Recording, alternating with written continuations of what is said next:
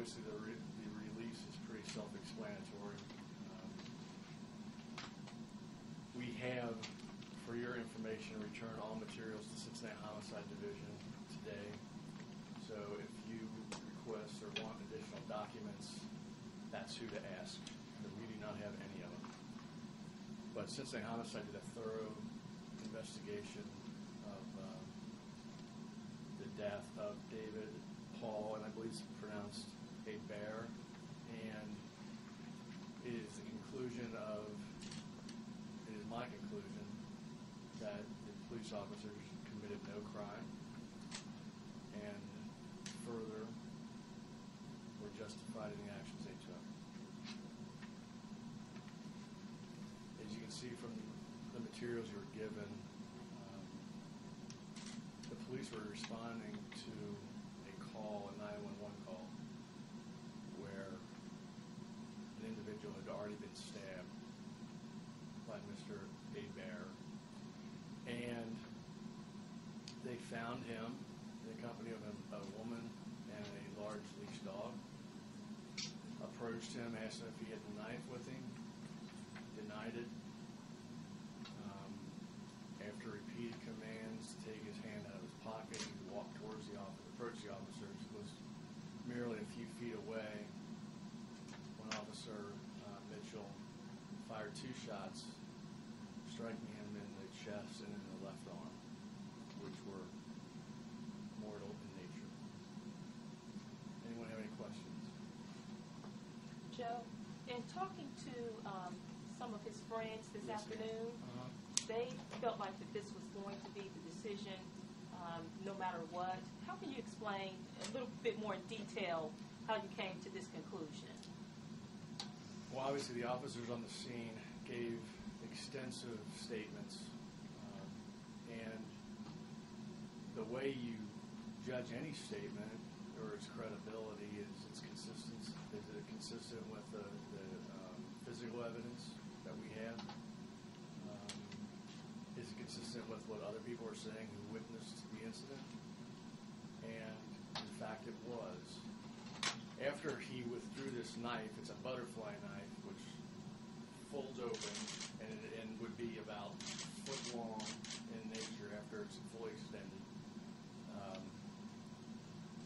As he approached the officer, he was then shot and kind of turned and threw the knife.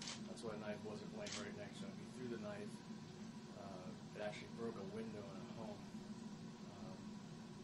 where this occurred. Threw it about, I think, over 20 feet. But, look, he may have been a nice guy when he wasn't high and incredibly intoxicated like he was in this case. I mean, for a 133-pound man to get to a BAC of .33, and then on top of that have marijuana and mushrooms in your system,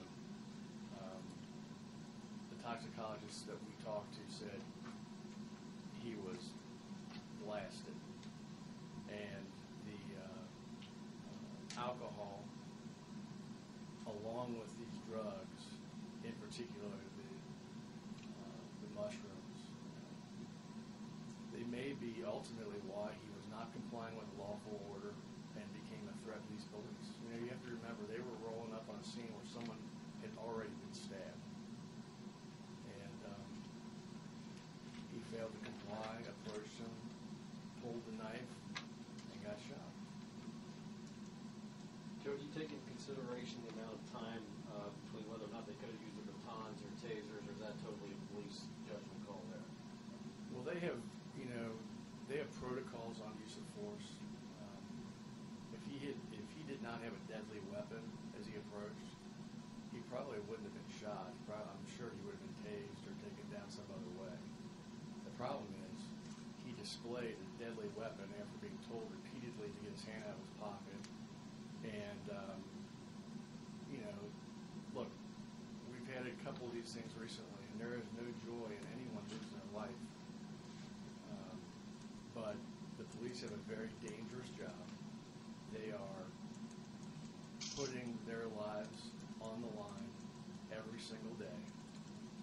And it is very understandable in my mind if they're responding to a call where someone has already stabbed one person, that they're going to be hypersensitive to any moves with that deadly weapon towards them. Even though it was a knife, not a gun? Correct. So was it determined that he actually did do the stabbing of someone in person, or was that just reported perception? They were actually confirmed? It was confirmed, yes. Yeah. He stabbed it was an acquaintance of his. As I understand it, they used to ride rails together. But he had taken a bunch of material from him, including a sword. And I believe the sword was actually used in the initial incident. It wasn't in the police incident. So it was a robbery, too? Yes. He basically committed aggravated robbery where the victim was wounded. And that's what they approached, and their mindset, you got to be awfully careful, and it could have easily, these kind of situations can easily result in the death of a police officer.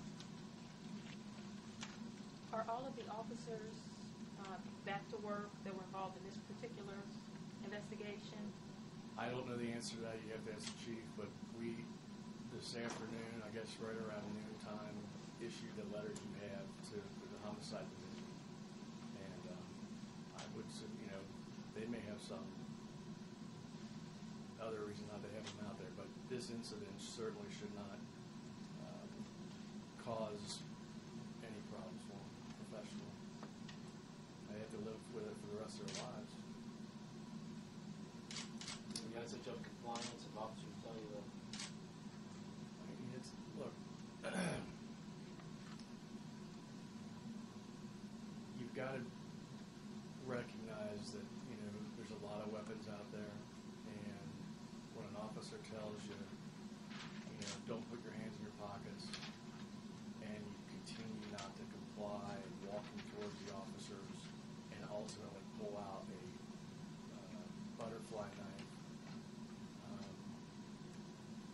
the results it's very predictable what's going to happen. Okay? If there's an earthquake, I'm first out of the building. Right.